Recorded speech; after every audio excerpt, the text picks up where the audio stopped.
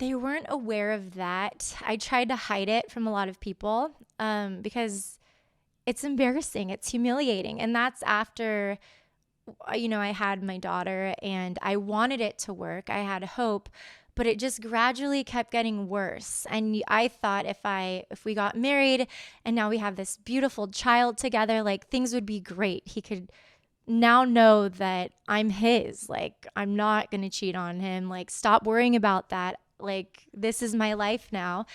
So again, it was projection because coming home so late and calling me those names and making accusations and not having any self-control, that was a huge red flag too. And I hid it for a long time. Yeah.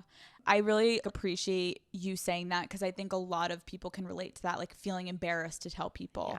And that's another sign, right? Like when you're hiding it from the people that love you the most, that would accept anything that you come to them with, like but it's so hard to just open up about it because there's also part of you that wants it to get better and believes it can change. You wrote also about finding the naked photos and the sex on his phone. Yeah. And I have personally experienced that, and literally your heart drops. It rips your heart out. In those moments, how did you keep it together? I had to, because I remember when I'd see that, it's like I had to get up the next day and go film and try to pretend like everything's fine.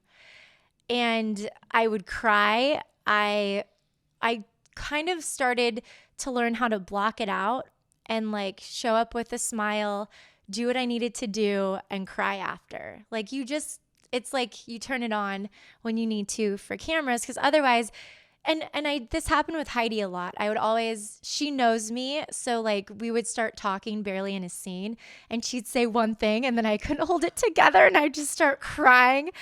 And they didn't show a lot of that, but it's like I couldn't help it. Right. So, yeah, it's hard. But whenever you see that, it's hard. I cried. I was mad.